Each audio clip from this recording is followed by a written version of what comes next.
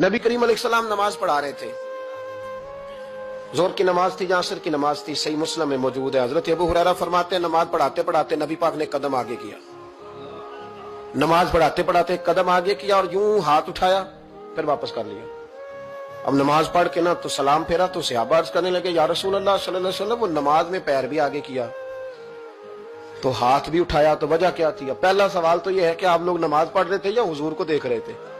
تو صحابہ تو پہلے ہی بتاتے ہیں کہ بھئی ہم تو پہلی صف میں نماز اس لیے پڑھتے تھے کہ نماز بھی ہوتی رہتی تھی اور چپ کے محبوب کی دید بھی ہوتی رہتی تھی۔ حضور سے پوچھا یا رسول اللہ وہ نماز پڑھتے پڑھتے قدم آگے بڑھایا آپ نے تو پھر پیچھے کر لیا، کیا تھا؟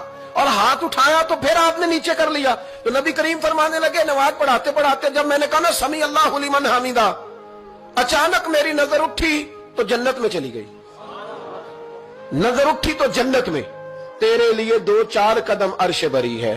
تو محبوب فرماتے ہیں جب میری اوپر نظر گئی نا تو میں نے دیکھا کہ انگوروں کا ایک خوشہ لٹک رہا ہے جنت میں، تو میں نے ہاتھ بڑھایا کہ توڑ لوں۔ حضور کھڑے ہیں مسجد نبوی میں اور فرماتے ہیں کہ میں یہاں کھڑے ہو کے ہاتھ اونچا کروں تو میرا جنت تک پہنچ جاتا ہے۔ فرمایا میرا ارادہ ہوا کہ وہ خوشہ جنت کا توڑ لوں، اور ذرا میں نے پیر آگے بڑھایا ہی تھا تو میرے دل میں خیال آیا کہ جنت راز ہے تو راز ہی رہنی چاہیے، یہ راز کھول گیا تو مزہ نہیں آئے گا، تو میں نے پھر وہ ہاتھ واپس کر لیا۔ صحابہ کہتے ہیں جب نبی کریم نے یہ بیان کیا تو ہمارے چہرے نے تجسس سے کھیل اٹھے، تجسس سے ہم کوئی بات اور بھی سننا چاہتے تھے۔ تو محبوب فرمانے لگے اگر میں وہ خوشہ توڑ کے لے آتا اور تمہیں دے دیتا تم قیامت تک بھی کھاتے رہتے تو تم سے ختم نہیں ہونا تھا۔